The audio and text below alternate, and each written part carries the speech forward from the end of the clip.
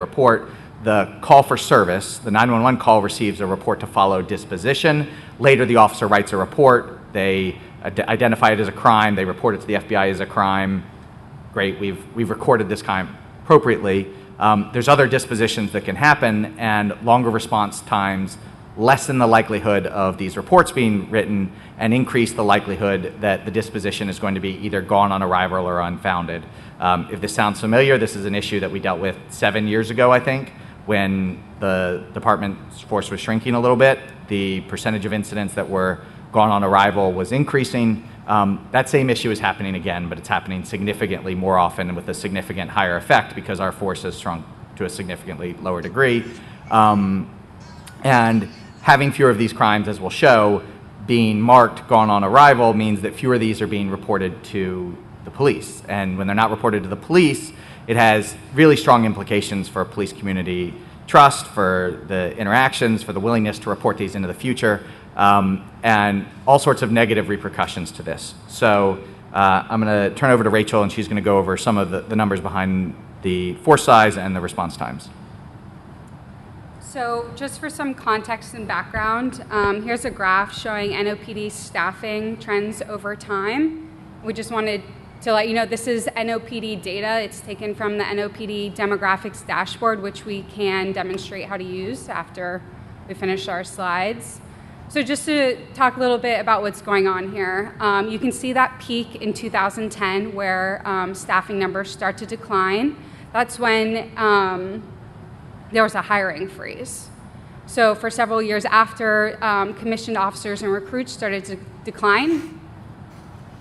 Between 2012 and 2013, they started rehiring again, but at a slow rate. So it didn't do enough to reverse this downward trend. Between 2017 and 2018, they started offering bonuses, and you can see that's when staffing numbers start to grow again, but in 2021, officers started leaving at a fast enough rate to lower the overall number of commissioned officers and recruits. So, as of July 24th, 2022, NOPD has 974 officers and 20 recruits. That's a 9% decline since the end of 2021, and it's the lowest number since the 1950s. Things have been done to try to slow down this loss of officers. Retention bonuses, pay raises, expansion of testing resources that are necessary to apply, improving accessibility, but there's no evidence that these efforts are slowing down the decline in the overall number of officers. So as a result, response times have been impacted. So just to go over again the definition of what a response time is. So someone calls 911, the call taker answers and inputs that incident into the CAD system.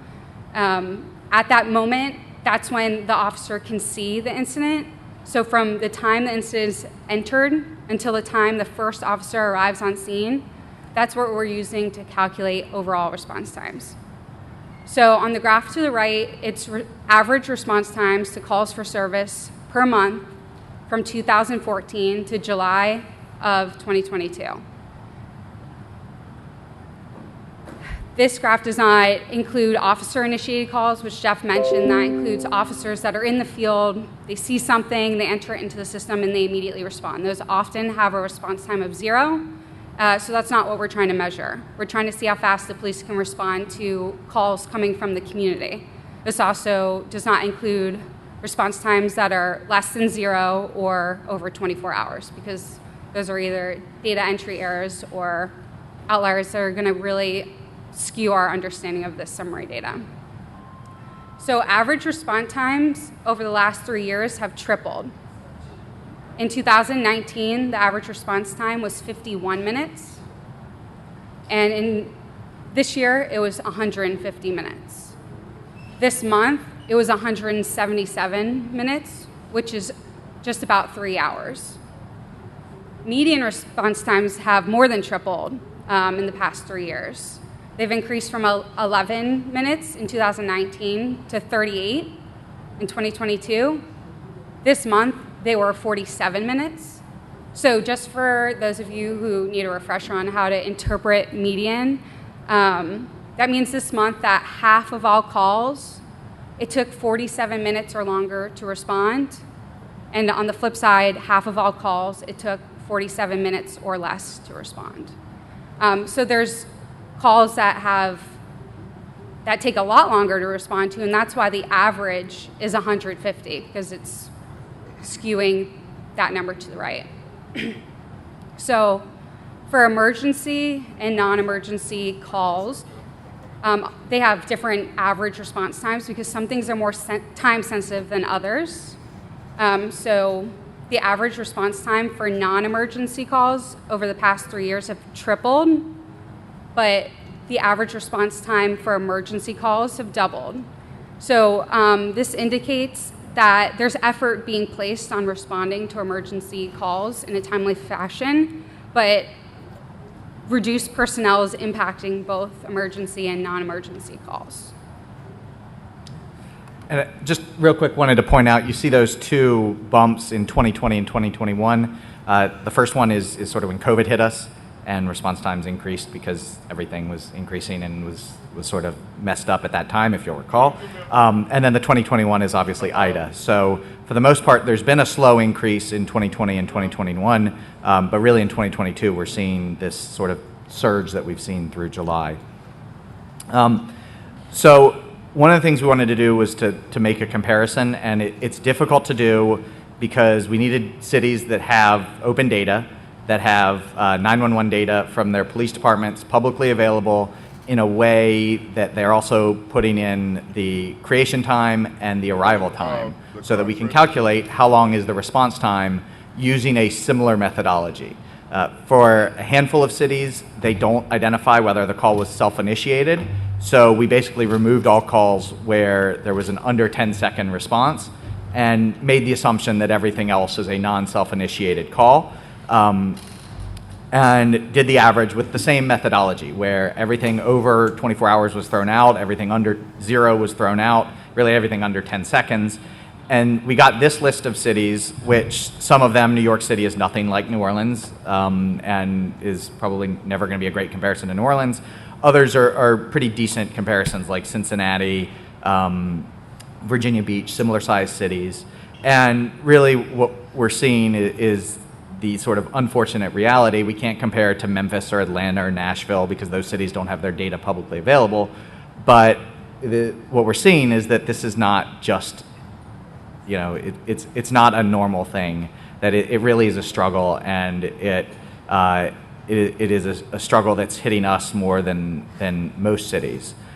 Portland is a good example that Portland used to have, their response times have doubled as they've had really significant personnel issues. Portland has been in the news a lot for issues with their police community relations, but it's still a fraction of what we're seeing in New Orleans if you look at either the average or the response times.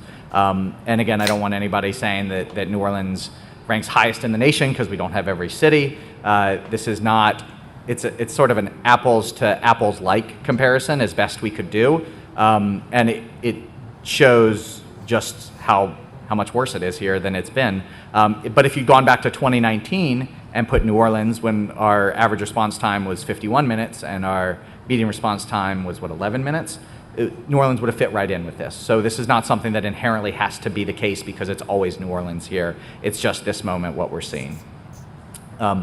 So we've sort of established the difficulty with the commission strength going down, the response times are going up, and very strongly correlated with the response times going up is the share of calls where you have a gone on arrival or unfounded disposition. So we're including 4 types of calls where they have a disposition, they arrive on the scene, they say it's gone on arrival, unfounded, we're combining those two because they're basically the same. Necessary action taken, they get to a car broken down on the street, they help the guy change a tire, and then they go along. There's no need for a report, there's no arrest. A thing happened, that's all it's noting. And then report to follow. An incident that needs to be written up happened. And what we're seeing is that we've gone from, in 2019, about 19% of all of the incidents, all the calls for service that fall into that category had gone on arrival or unfounded, to 32% this year. For major crimes, UCR Part 1 crimes, if you've seen our dashboard, these are the crimes that we're measuring, 40% of those incidents have a gone on arrival or unfounded disposition this year compared to 28% in 2019. So a really significant increase, and it's entirely because of the previous two factors that we talked about. And why this is important is shown in these graphs.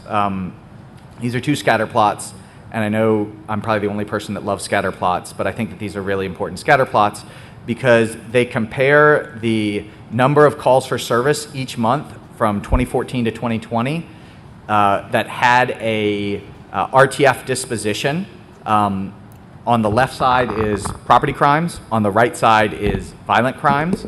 And as you can see, as the number of property crimes go up on the Y vertical axis, the number of crimes reported to the FBI each month also goes up.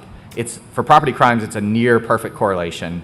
For violent crimes, it's not quite as strong, but still a very strong correlation, where as more crimes have RTF dispositions, more crimes are reported by the FBI. And this is how we basically measure crimes. It's not a 100% precise way of measuring crimes, but it is a very accurate way of measuring crimes over time, and more importantly, measuring trends over time.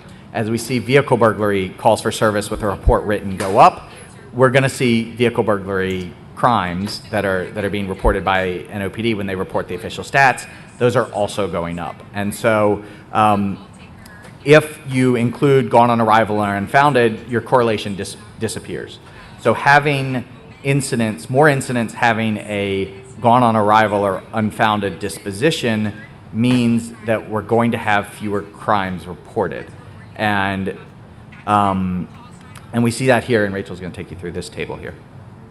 All right. So this chart shows the percent of 911 calls that were made per crime type where the officer responded and the person was gone and a report could not be filed. So it's showing the percent of gone on arrival by call type. Some major crime types have been removed because they're less dependent on response time for it to be reported. For example, if someone is at a murder scene and calling 911, if it takes an officer 10 minutes or 20 minutes to respond, it's likely that murder will still be reported. So as you can see, there's been a large increase by almost every single type of major crime incident types in 2022. So to just go over one example to help you interpret this chart, let's look at aggravated rape. So between 2018 and 2021, 11.3% of calls made to report an aggravated rape